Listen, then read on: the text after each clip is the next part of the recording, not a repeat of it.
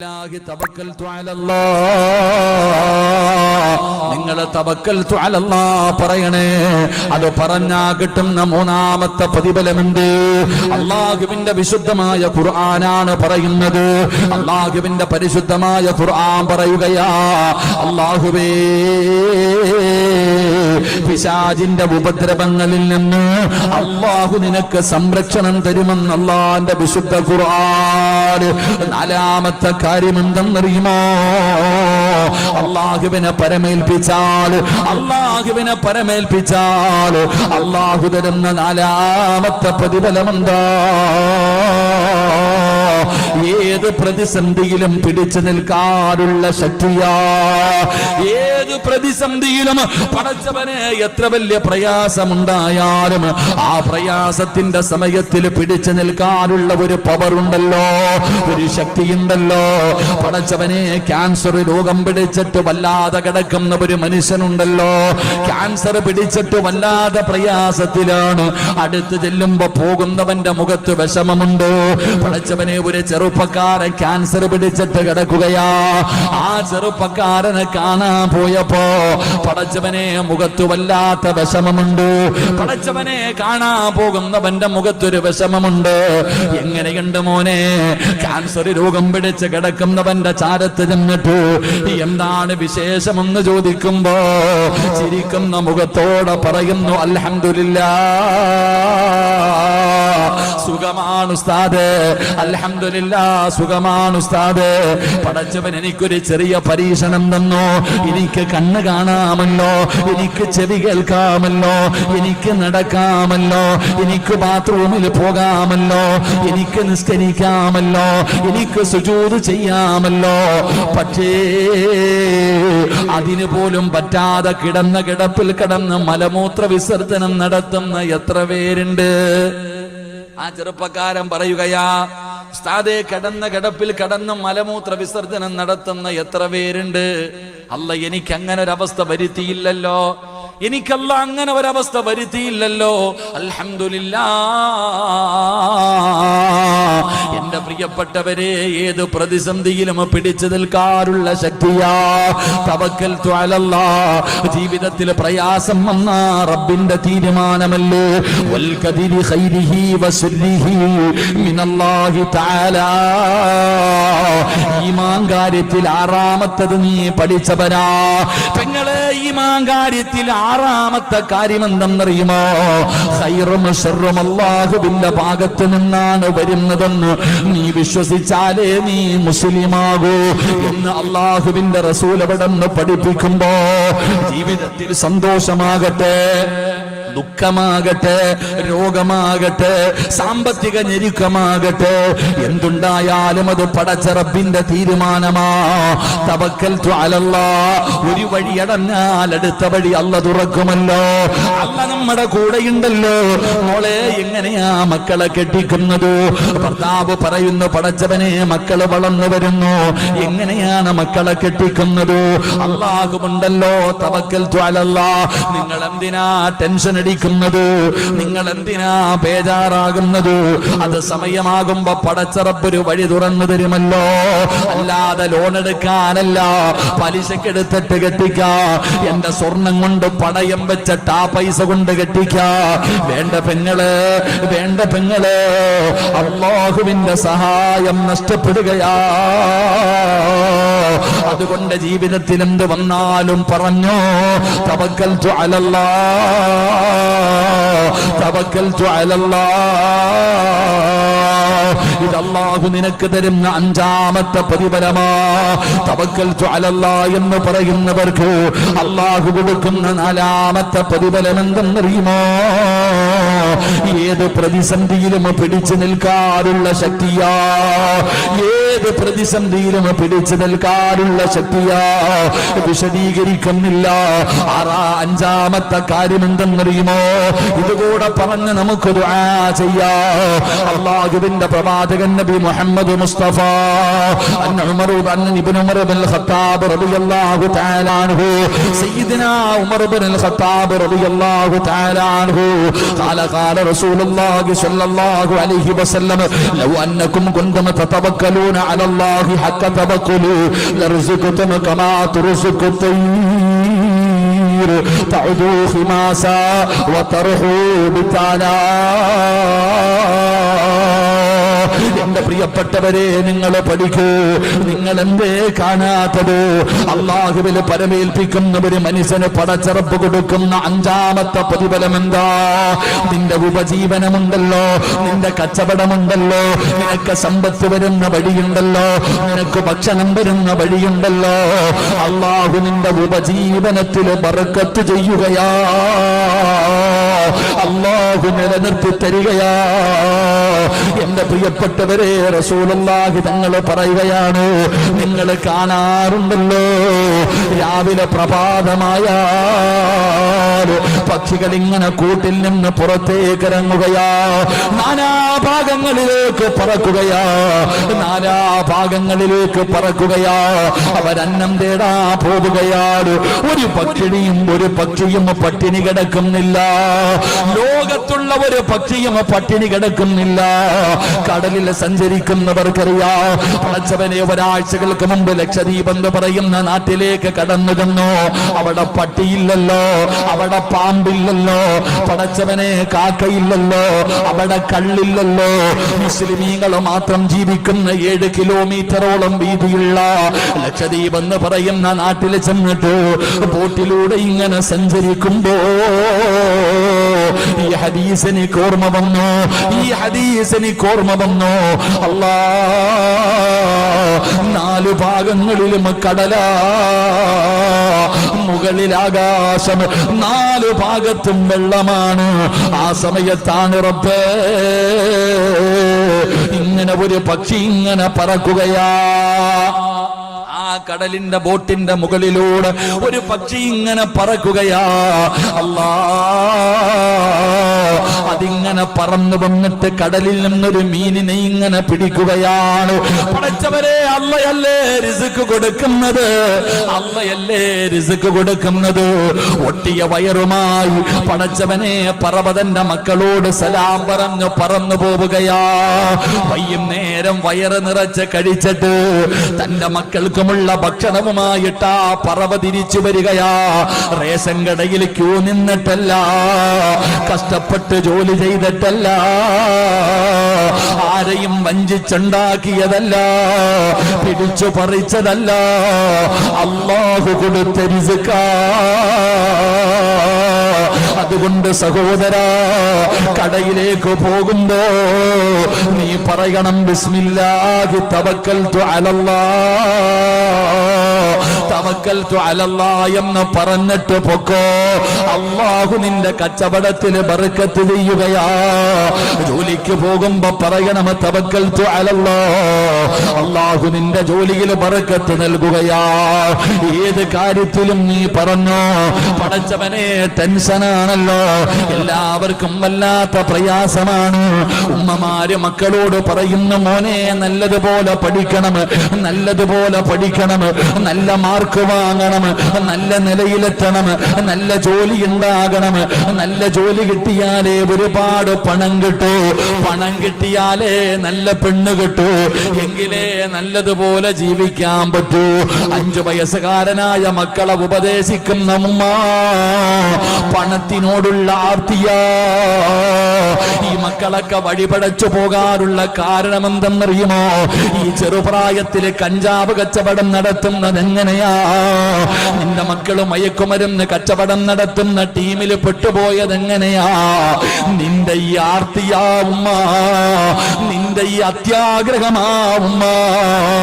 ഈ മക്കളുടെ ഹൃദയത്തിൽ പണത്തിനെ കുറിച്ചുള്ള ആർത്തി പഠിപ്പിച്ചു കൊടുത്തത് നീയല്ലേ? നീയല്ലേ നിന്റെ മക്കളോട് പറഞ്ഞത് പണമുണ്ടെങ്കിലേ ജീവിക്കാൻ പറ്റൂ, പണമുണ്ടെങ്കിലേ ജീവിക്കാൻ പറ്റൂ. ഇത് 25 വയസ്സുകാരൻ ഗൾഫിൽ പോകുമ്പോഴല്ല നീ പറഞ്ഞു കൊടുത്തത്. 5ാം ക്ലാസ്സിലും 6ാം ക്ലാസ്സിലും പഠിക്കുന്ന, LKG മുതൽ പഠിക്കുന്ന മക്കളോട്, 7ലും 8ലും പഠിക്കുന്ന മക്കളോട്, 10ാം ക്ലാസ്സിൽ പഠിക്കുന്ന മക്കളോട്, എടാ പണം വേണമെങ്കിൽ നല്ലതുപോലെ പഠിച്ച് ജോലിയുണ്ടാകണം, നല്ല നിലയിലാകണം. ആ പണത്തിനോടുള്ള ആർത്തി നീ ഇങ്ങനെ കുത്തിവെച്ചപ്പോ അതാ സൈഡ് ബിസിനസ് തുടങ്ങിയതാ. ഇങ്ങനെ ചെറിയ ചെറിയ പണികളിലൂടെ തുടങ്ങി, ചെറിയ ചെറിയ പണികളിലൂടെ തുടങ്ങി. അവസാനം ഇന്നെത്തിപ്പിടിക്കാൻ പറ്റാത്ത അവസ്ഥയിലേക്ക് നിന്റെ പൊന്നാര മക്കളെത്തിയല്ലോ. എങ്കിലും അബൂദറിൽ ഗിഫാരി റളിയല്ലാഹു തആല അൻഹു, അബൂദറിൽ ഗിഫാരി റളിയല്ലാഹു തആല അൻഹു പടച്ചവനെ പാവപ്പെട്ട സ്വഹാബിയാ, മരിക്കാൻ കിടക്കുകയാ. സക്കറാത്തിന്റെ അവസ്ഥയിൽ കിടക്കുമ്പോ അബൂദറിൽ ഗിഫാരി റളിയല്ലാഹു തആല അൻഹു ആരാണെന്നറിയോ? സാധാരണ ഒരു സഹാബിയല്ല. അബൂദറിന്റെ ചരിത്രം പഠിക്കണം, അബൂദറിന്റെ ചരിത്രം പഠിക്കണം. അബൂദർ ആരെന്നറിയോ?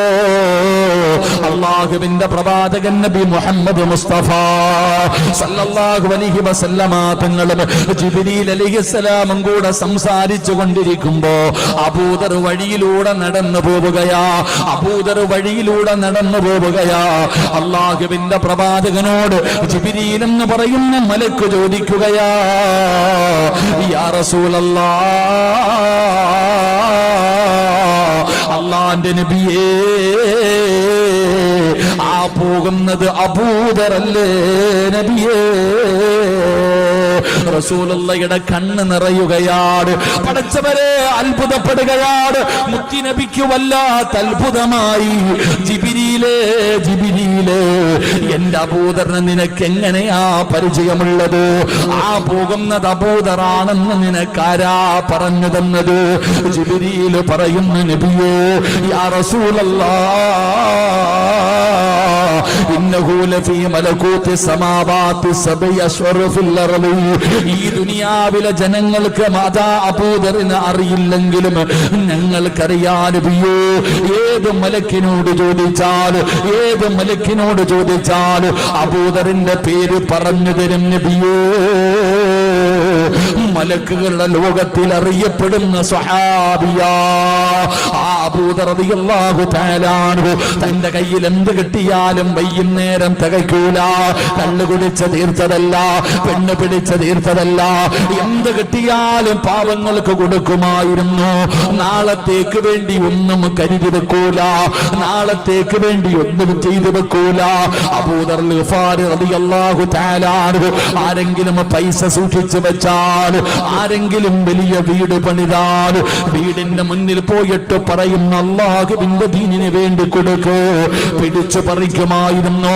പാവങ്ങൾക്ക് കൊടുക്കാൻ വഅദ് പറയുമായിരുന്നു. ആ അബൂദർ ഗിഫാരി റളിയല്ലാഹു തആല അൻഹു അവസാനം നാട് കടത്തുകയാ.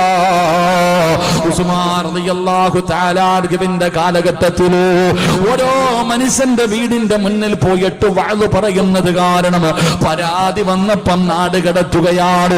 അബൂദർ ഗിഫാരി റളിയല്ലാഹു തആല അൻഹു ഒരു മനുഷ്യനുമില്ലാത്ത മരുഭൂമിയിൽ തന്റെ ഭാര്യയും തന്റെ മക്കളും ഒറ്റ വീട്. അബൂദർ ഗിഫാരി റളിയല്ലാഹു തആല അൻഹു അവിടുന്ന് മരണസമയം എടുത്തപ്പോ തന്റെ ഭാര്യ അടുത്ത് വിളിക്കുകയാ, തന്റെ ഭാര്യ അടുത്ത് വിളിക്കുകയാ, തന്റെ മക്കളെ അടുത്ത് വിളിക്കുകയാ. എന്നിട്ട് പൊരുത്തം ചോദിക്കുകയാ, എന്നിട്ട് പൊരുത്തം ചോദിക്കുകയാ. എന്നിട്ട് മക്കളെ വിളിച്ചടുത്തിരുത്തി, ഭാര്യ വിളിച്ചടുത്തിരുത്തി. അബൂദർ ഗിഫാരി റളിയല്ലാഹു തആല അൻഹു അവിടുന്ന് പറയുകയാ, മക്കളെ, വാപ്പാനെ വെറുക്കല്ലേ, നിങ്ങൾ വാപ്പാനെ വെറുക്കരുത്, നിങ്ങൾ വാപ്പാനെ വെറുക്കരുത്. നിങ്ങളുടെ വാപ്പ നിങ്ങൾക്ക് വേണ്ടി ഒന്നും കരുതി വെച്ചിട്ടില്ല. അബൂദർ റളിയല്ലാഹു തആല അൻഹു മരിക്കുന്നതിന് മിനിറ്റുകൾക്ക് മുമ്പ് തന്റെ മക്കളോട് പറഞ്ഞു കൊടുക്കുകയാണ്, നിങ്ങളുടെ വാപ്പ ഒന്നും നിങ്ങൾക്ക് വേണ്ടി കരുതി വെച്ചിട്ടില്ല. ഉപ്പ കള്ളു കുടിച്ച് തീർത്തതല്ല. ഉപ്പാടെ കയ്യിൽ എന്ത് കിട്ടിയാലും ഞാൻ പാവങ്ങൾക്ക് കൊടുക്കും മക്കളെ. ഉപ്പാടെ കയ്യിലൊന്നുമില്ല. ഉപ്പ ഇന്നും മരിച്ചാ കഫം തുണി വാങ്ങാൻ പോലും എന്റെ കയ്യിൽ 5 പൈസയില്ല. മക്കളെ, ഞാൻ ഇന്നും മരിച്ചാ എന്റെ കഫം തുണി വാങ്ങാനുള്ള പൈസ എന്റെ കയ്യിലില്ല. ഒരു നല്ല വസ്ത്രം പോലും ഈ വീടിന്റെ അകത്തില്ല. വാപ്പ അത്രയും പാവപ്പെട്ടവനാ, ഉപ്പ അത്രയും പാവപ്പെട്ടവനാ.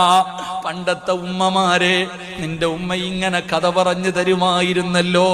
നീ ഭക്ഷണം കഴിക്കുമ്പോ ഒരൽപ്പം ഭക്ഷണം താഴെ വീഴുമ്പോ നിന്റെ ഉമ്മ നിന്നോട് പറയും, മോളെ ഇതേ ഉള്ളു മോളെ, കളയല്ലേ, ഇത് ഉപ്പ രക്തം വിയർപ്പാക്കിയതാണ്, കളയരുതെന്ന് പറഞ്ഞു വാരിത്തന്ന ഉമ്മ. അബൂദർ റളിയല്ലാഹു തആല അൻഹു മക്കളോട് പറഞ്ഞു കൊടുത്തു, ഉപ്പ മരിച്ചാ കഫം തുണി വാങ്ങാൻ പൈസയില്ല, ഒരു നല്ല കീറാത്ത തുണി പോലും ഈ വീടിന്റെ അകത്തില്ല. എന്നാലും എൻ്റെ മക്കള് പേടിക്കരുത്, എൻ്റെ മക്കള് വിഷമിക്കരുത്. വാപ്പ മരിച്ചു കഴിഞ്ഞാൽ എന്ത് ചെയ്യണമെന്നറിയോ? ഉപ്പാനെ കുളിപ്പിക്കണം, ഉപ്പാനെ കുളിപ്പിക്കണം, എന്നിട്ട് എന്നെ ചുമന്നു കൊണ്ടുപോയി വഴിയിൽ വെക്കണം. ജനങ്ങൾ നടന്നു വരുന്ന വഴിയിൽ എൻ്റെ ജനാസ കൊണ്ടുവച്ചിട്ട് നിങ്ങൾ കാത്തു നിൽക്കണം.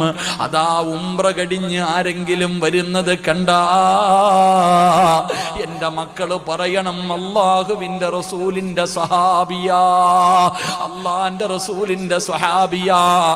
മയ്യത്ത് പുതിയ കഫൻ തുണിയില്ല, നിങ്ങളുടെ കയ്യിലിരിക്കുന്ന ഇഹ്റാമിന്റെ വസ്ത്രത്തിൽ എന്നെ പൊതിയാൻ പറയണേ മക്കളെ. മരിക്കുന്നതിന് മുമ്പ് മക്കളോട് പറഞ്ഞു കൊടുക്കുകയാ. അബൂദർ റളിയല്ലാഹു തആല അൻഹു അവിടുന്ന് മരണപ്പെടുകയാണ്. മക്കളുപ്പാനെ കുളിപ്പിച്ചു, മക്കളുപ്പാനെ കുളിപ്പിച്ചു.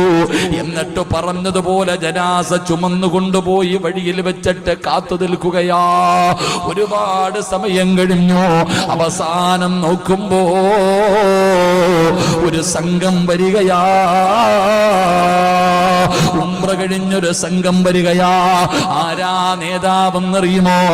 മഹാനായ സൽമാനിൽ ഫാരിസി റളിയല്ലാഹു തആല അൻഹു. പഠിച്ചവനെ, അവരിങ്ങനെ വരുമ്പോ മക്കള് തടഞ്ഞു നിർത്തിയിട്ട് പറയുകയാ, ഈ കിടക്കുന്നത് അല്ലാഹുവിന്റെ പ്രവാചകന്റെ സ്വഹാബിയാ, ഞങ്ങളുടെ വാപ്പയാ. കഫം തുണി വാങ്ങാ പൈസയില്ല, കഫം തുണി ഞങ്ങളുടെ കയ്യിലില്ല. അതുകൊണ്ട് നിങ്ങൾ കഅബാലയത്തിൽ പോയി ഉംറ ചെയ്തപ്പോ നിങ്ങൾ ധരിച്ച കഫനതാ, നിങ്ങൾ ധരിച്ച ഇഹ്റാമിന്റെ വസ്ത്രമുണ്ടല്ലോ, അതുകൊണ്ട് നിങ്ങളുടെ പിതാവിന് ഒന്ന് കഫം പൊതിഞ്ഞ് കബറടക്കുവോ? മക്കളവിടെന്ന് പറയുമ്പോ സൽമാനിൽ ഫാരിസ് തങ്ങൾ ചിന്തിക്കുന്നു, അല്ലാ ആരാ അല്ലാ, ഇത്രയും പാവപ്പെട്ട സ്വഹാബി ആരാ? മയ്യത്ത് തുണി വാങ്ങാൻ പോലും പണമില്ലാത്ത പാവപ്പെട്ടവനാരാ? മുഖത്തിട്ടിരിക്കുന്ന തുണിയങ്ങുയർത്തുമ്പോ കിടക്കുന്നതാരെന്നറിയോ? മഹാനായ അബൂദറുൽ ഗിഫാരി റളിയല്ലാഹു തആല അൻഹു. മുത്തുനബിയെ, പടച്ചവനെ, സൽമാനിൽ ഫാരിസ് തങ്ങൾ വിളിച്ചു പറയുകയാ, സദഖ റസൂലുള്ളാഹ്, എന്റെ മുത്തുനബി പറഞ്ഞത് സത്യമാ, എന്റെ മുത്തുനബി പറഞ്ഞത് സത്യമാണ്. ഒരു യുദ്ധത്തിന് വേണ്ടി തയ്യാറെടുത്ത് നിൽക്കുമ്പോ ഏറ്റവും അവസാനമാണ് അബൂദർ കടന്നു വരുന്നത്. ഏറ്റവും അവസാനമാണ് അബൂദർ കടന്നു വരുന്നത്. ആ സമയത്താണ് അല്ലാഹുവിന്റെ റസൂല് പറഞ്ഞത്, അബൂദറെ, നീ തനിച്ചാണ് മരിക്കുന്നത്, നിന്നെ തനിച്ചാണ് കബറടക്കുന്നത്, നീ ഒറ്റയ്ക്കാണ് പരലോകത്തേക്ക് കടന്നു വരുന്നതെന്ന് ആദരവായ പ്രവാചകൻ നബി മുഹമ്മദ് മുസ്തഫ സ്വല്ലല്ലാഹു അലൈഹി വസല്ലമ തങ്ങൾ പറഞ്ഞത് അബൂദർ റളിയല്ലാഹു തആല അൻഹുവിനെ കുറിച്ചാ. അതുകൊണ്ട് ഉമ്മമാരെ, പണത്തിന്റെ ആർത്തികളാ, നിന്റെ അത്യാഗ്രഹങ്ങളാ, മക്കളെ കുറിച്ച് ടെൻഷൻ വേണ്ട, പട്ടിണിയാകുമെന്നുള്ള പേടി വേണ്ട. തവക്കൽതു അലല്ലാഹ് നിന്റെ ജീവിതത്തിൽ പറയാ നീ തയ്യാറായ അല്ലാഹുവിന്റെ റസൂല് പറയുകയാ ലൗ അന്നകും കുന്തും തതവക്കലൂന അലല്ലാഹി ഹഖ തവക്കുലിഹി ലർസുഖതും കമാ തുർസഖു തയ്ർ തഉദു ഖിമാസാ വതർഹു ബിതാനാ അല്ലാഹു നിന്റെ ഉപജീവനത്തിലെ ബർക്കത്ത് ചെയ്യുമെന്ന് ആദരവായ പ്രവാചകൻ നബി മുഹമ്മദ് മുസ്തഫ സല്ലല്ലാഹു അലൈഹി വസല്ലം. അല്ലാഹു നമുക്ക് ഈമാൻ നൽകി അനുഗ്രഹിക്കുമാറാകട്ടെ. എൻ്റെ പ്രിയപ്പെട്ട സഹോദരങ്ങളെ, പ്രവാചകൻ സല്ലല്ലാഹു അലൈഹി വസല്ലം തങ്ങൾ പഠിപ്പിക്കുകയാ തവക്കൽതു അലല്ലാഹ്. മക്കളെ സ്കൂളിൽ വിട്, പഠിക്കാൻ വിട്, നല്ല കാര്യങ്ങൾക്ക് വിട്, തവക്കൽതു അലല്ലാഹ് എന്ന് പറഞ്ഞു പഠിപ്പിക്ക്. എന്നിട്ട് മക്കൾക്ക് ഉപദേശം കൊടു. കഞ്ചാവ് കച്ചവടം നടത്താനല്ല, ആവശ്യമില്ലാത്ത കച്ചവടങ്ങൾ നടത്താനല്ല. നിങ്ങളുടെ മക്കൾക്ക് എന്തിനാ ചെറുപ്പത്തിൽ പൈസ? ഞാൻ ചോദിക്കുന്നത്, ഈ 15 വയസ്സുകാരൻ എന്തിനാ ഉമ്മ പൈസ? പിന്നെ വാപ്പ എന്ന് പറഞ്ഞ ഒരു സാധനം വീട്ടിയിരിക്കണ എന്തിനാ? 15 വയസ്സുകാരൻ മൊബൈല് വേണം, നീ ഉണ്ടാക്കിയിട്ട് വേടിയിരടാ. വാപ്പ പറയുക, നീ തന്നെ പൈസ ഉണ്ടാക്കിയിട്ട് മൊബൈല് മേടിച്ചോ, നിന്റെ ചെലവിനുള്ളത് നീ തന്നെ കണ്ടുപിടിച്ചോ. കഞ്ചാവ് കച്ചവടത്തിന് പോകാതെ പിന്നെ എന്താ കുടിച്ചെടുക്കാൻ പറ്റുമോ? പിന്നെ വാപ്പ എന്ന് പറഞ്ഞ് നീ എന്തിനാ ജീവിക്കണേ?